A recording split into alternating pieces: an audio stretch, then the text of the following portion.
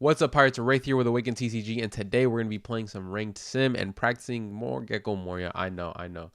I didn't get the results I wanted this past Santa Clara offline regional, and then I had another regional that next day online, and I was able to get X3 finish. It was a 10 rounds, so I went 7-3 and bubbled out top 64, which felt kind of bad. So now we're going to jump into some ranked games, made some changes to my list. And we're gonna go and see if the deck can just flow a little bit better. So first up, we have Katakuri. So Katakuri is gonna be a interesting matchup. It's very explosive on their end. So we're gonna be taking first. So that is basically what we want to see. We do want to see first, although our hand is decent. It could be a lot better. We're gonna go ahead and mulligan that. So Sindri turn 1 is probably the most optimal turn. Just gets our trash ready for Moria turns, has targets for Hogback if we have that. Just overall very good start. And we have an Ice Age. This card here is so huge. Ice Age allows us to, okay, well, we don't need 2 now, but Ice Age just allows us to really have a card to, or yeah, a card in hand to clear those big drops. And here we're gonna Perona every time. We're in a Perona. We got a Perona off the top trash of our leader effect, which is always nice. But yeah, like that card just blows up, 7 mom, gives you an option, an answer to 10 mom, with Ice Age into Helmeppo, making them mama 2. So Absalom can just free KO. And I think going first in this matchup is definitely a help. So, here my opponent chose second, which helps me out because I can play my curve. I can, swing first, get that first life down. He is going to look at their top life. But yeah, I mean, I've been testing more lists, different lists. I have a lot of testing left to do, and I'm excited for these regionals that are coming up. Ooh, see now, do we play this? I don't think so, because if they play a 3-drop, we can just pop it. So we can Great Eruption next turn into leader ability, yeah, and pop that Pero, which should be nice. So we're gonna go ahead and do this. Yep. Swing 7 just to get that guaranteed life, and then I think 1 Ice Age is fine. Like, we probably won't need more than 2 Ice Age, if I'm being quite honest. Like, yeah, it gives him a card, but like now he doesn't have enough pressure to keep up with me. And then he just drew another Pero. So I mean, I think that's always worth it. That is also a brick in his hand, so now we know 1 is actually a brick. And he takes again. No need to swing on the Perona because he can just as long as he took the life, my job is done that turn. He can. Okay, Gadatsu's a fine play here. He probably wants to get rid of the Perona. Yeah, not the Absalom, because I can just blow him up. Which is completely fine, but at least we still have 1 body standing.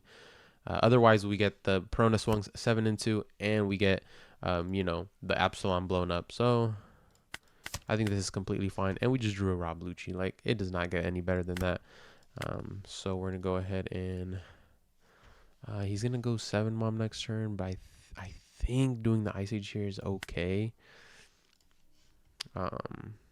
Oh no, I can just Perona. Well, good thing about this is it's a -3 as well. So we can just do this. We can just go like this. We'll trash a Borsellino, that's fine. We'll go Perona, -3 to Gadatsu. Play a Rob Lucci. Boom. We just blew up his board. Get rid of that and rid of that. Oh, it's 3 cards I forgot. I'll get rid of Borsellino. And just like that, we have so much momentum now. He has no board. Next turn is going to be a very lethal turn. No 8-drop, but we have an Absalom on the board, which means we can Ice Age whatever he plays, which is probably 7 mom. And then this we just have to counter out. And then, this one we don't have to counter out. That's fine. If he wants to, save my unit instead of swinging face, I think that's completely fine because we're just going to blow that up anyway. Next turn, he is on 10, so it is kind of scary, but we just got to blow this up here. And then probably Sabo, if I'm not mistaken, so we can establish a blocker on the board, and we get to pop this Big Mom. So I think that's okay. Yeah, we'll trash the Great Eruption just because it's a brick right now. Go Absalom, pop that, and then we'll go Sabo here.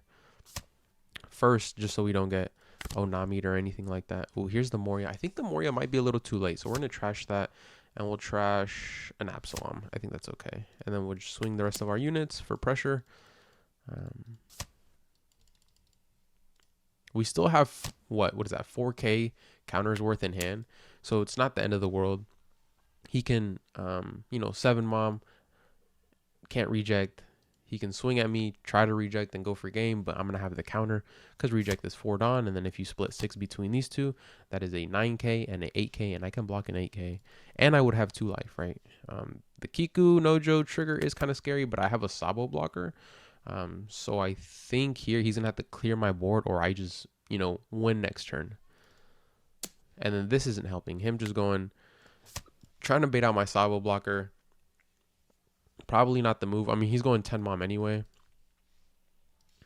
We're going to have way too much swings for him to deal with, to be honest. As long as he, even if it's 2 crazy triggers, I think we should still have game.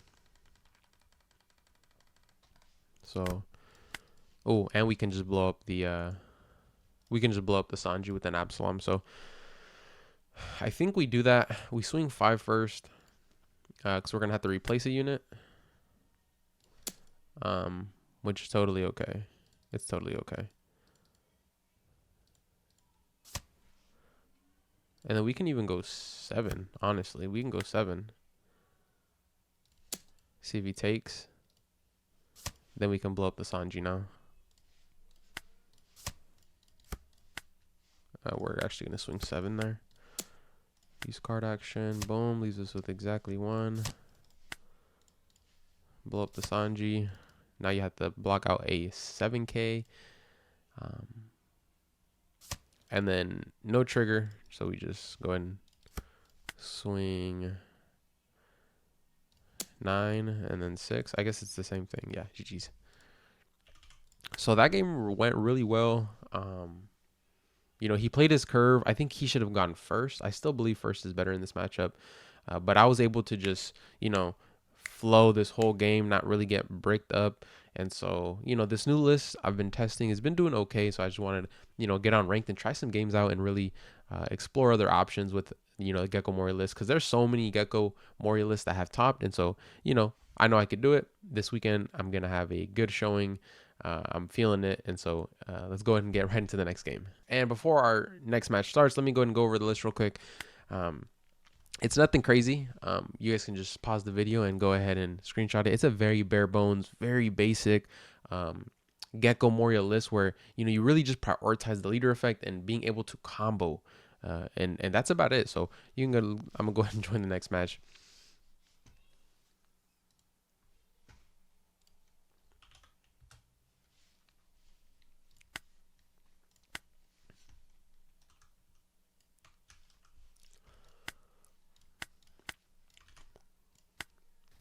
Yeah, like the list I said, it's very basic, very bare bones. Nothing. Oh, this is a good hand. The only issue is we don't have, we have the brand new, right? Great Eruption's fine as well. But 2 Morias in hand, if we don't see what we need to see, it's going to be kind of rough. So although we do have the early brand new, I don't think it's worth to keep that. Although it was tempting, but now we have an Absalom, Prona, and 2 Ice Ages. Which is arguably a way better hand, right, with the Sabo as well. So that's fine that we can't do anything turn 1. That I think that's just a luxury. I feel like going turn 1 and passing isn't a big detriment. It's just like a win more scenario. If you have it, you have it. If not, that's fine. Play your curve out afterwards. But it does help. It does help a lot. Now we have a Reiju for our second game. I just showed you guys the list. Like I said, it's basic. It's basic. It's nothing crazy. No text. No. It's just very... Play your Moria game, use your leader effect, play your Morias, you'll be fine. 6K swing. I think that's fine. I like this injury. And honestly, I'm probably going to Sindri here. Actually, I don't need to. Yeah, I don't need to. I can probably Sindri, just so we get the guaranteed life here. We can probably Sindri on the next turn. So they're playing around Prona, which is fine. I think, do we still play it? Or do we play the Absalom? No, because so I think we do Sindri then. We do Sindri, try to get another target. There we go. That's fine. Oh, that's perfect. That's actually beautiful right there. So we're going to go ahead and swing 6. I will trash. What do we want to trash? I think trashing 1 Sabo is okay.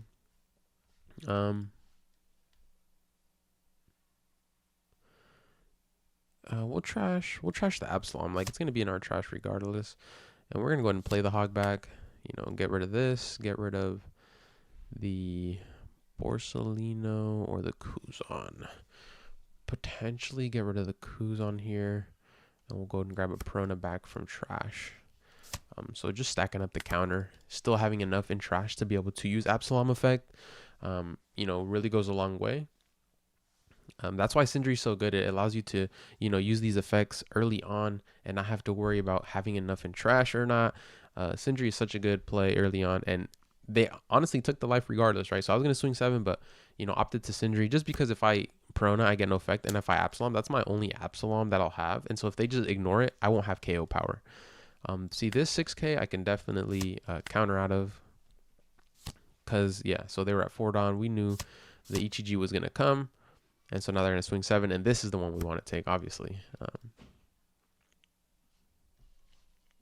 they ever dry swing like that or attach 1 swing, leaving 4 Dawn up, you guys can, you know, more often than not, guarantee that the Ichiji play is coming. But now we can just destroy the Ichiji. Even if he has another one, it still slows him down, which I think is very good. So we can just go ahead and honestly do that play. It's going to leave us with 2 Dawn, so we can swing another 7. That should be fine. So we'll go here. We'll trash. Got to keep that Moria in hand. We'll trash once the hogback is fine, I guess. It doesn't really matter. We'll play this, get rid of that, and 1 Borsa. Pop the Ichiji. And then we're just going to go ahead and swing, get that guaranteed life. Yep, perfect. So, you know, so far so good. We got 2nd, which helps in this matchup. Just that extra card. Them not being able to Ichiji on curve, because if they go, you know, on 2 Dawn, they go stage, search. Then on 4 Dawn, they go swing 5 Ichiji. It gets real rough. And so here we have another Ichiji, but I think that's completely fine. You know, as long as we're keeping up, because the next turn we're going to Moria, and that means Moria into... probably Borsellino into a brand new, or yeah, that's probably fine. And so he's gonna swing 9 at lead, 7 at lead. What's he gonna play for 2? Oh, a Reiju maybe? Nah, but he has too much in hand for Reiju. Do we counter out or do we clear this? Let me think. I think honestly we can counter this. That's fine. That's a-okay with me. Yeah, Reiju. Oh, if he plays it from hand. Did he play from hand? Oh no, he already got. So yeah, he played it from hand. So he got the +2, which is okay. No, I think we just Moria. Honestly, we swing 5 Moria. You know, have so much pressure on the board. He's not going to judge turn anytime soon. I think that's the play. I mean, I could have a Prona engrave. I could, in theory, -3 here with Prona. Ice Age. Play Lucci. Pop. Which would go pretty crazy as well. It is... that might be it. That might be it. We might actually have to do that. Yeah, well, let's try that. Let's try that. Just because it gets rid of the whole board. We'll trash. We want a Moria next turn. I guess we'll trash the Sabo. Play Prona. Give -3.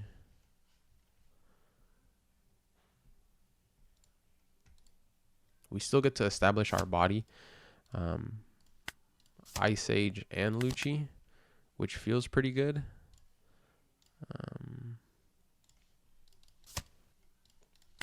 Right? Because now they can't judge. They're at 6 Dawn. They can go Ichiji Reiju again. But then I have so much more swings now, right? And then I can play Moria on top of that. So I'd be at 10 Dawn and go 7, 5, 6, play Moria, establish a Borsellino blocker, and a brand new draw, right? So it's just you know, and they're running low on cards, right? So like that's always a good thing. They're running low on cards. We're super low on cards, but we have a Moria for backup, so I think it's completely okay. And on top of that, we're still at 3 life. So he's back to 7 in hand, back to 4 Dawn. So his turn was the exact same as the last turn, but now I have an extra body on the board, right? We can take this, you know, be completely fine. But now we're at 10 Dawn, you know, swinging some big numbers here. So, and we're, you know, nowhere near being in a position where they can lethal us. So that's very good. I see now he's just giving us a bunch of cards. I'm going to go ahead and keep swinging at him, play the Moria, and then, you know, we just go for game.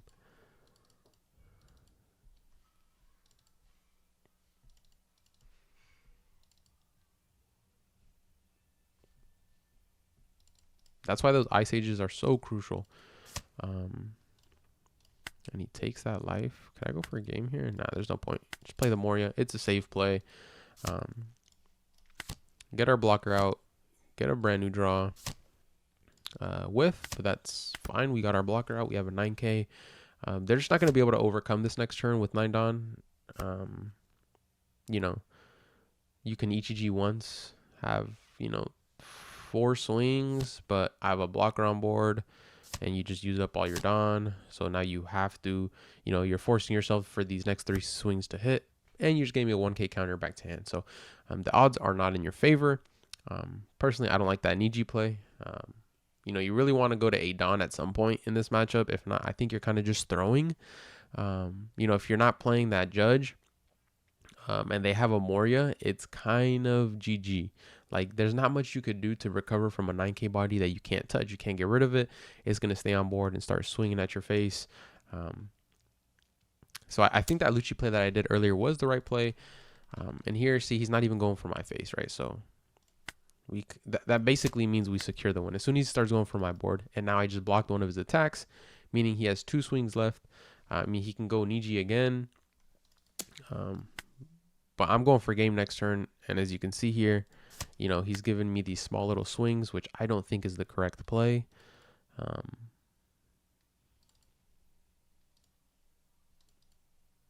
Yeah, I think, yeah. So here, like, if he swings at the Lucci, he's just throwing. He has to swing at the Perona. He should have swung at this brand new first off. You know, first 5K swing, throw it at the brand new, because that is a target I can, you know, use to swing with. And so he has 3 Dawn left, so it's either going to be a Reiju or a Ichiji, bounce something back. But at the end of the day, I think I'm going to have too much firepower for him, just because this is a 9K to start. So if I split the 10 Dawn up, you know, I go 6 Dawn, make this 10, make this 10. I have 4 Dawn left. That's a 12-12. Like, I highly doubt that they're going to have a 12-12 in hand.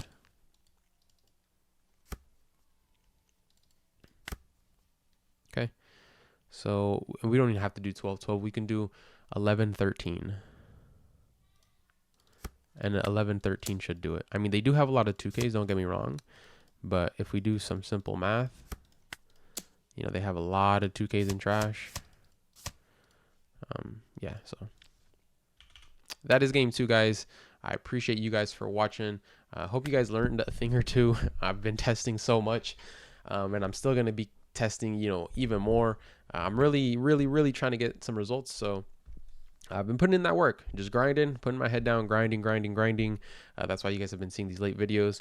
I just don't have time to, you know, get my whole schedule set up, you know, have a little buffer period. I've just been grinding. So I really do appreciate you guys watching and dealing with me.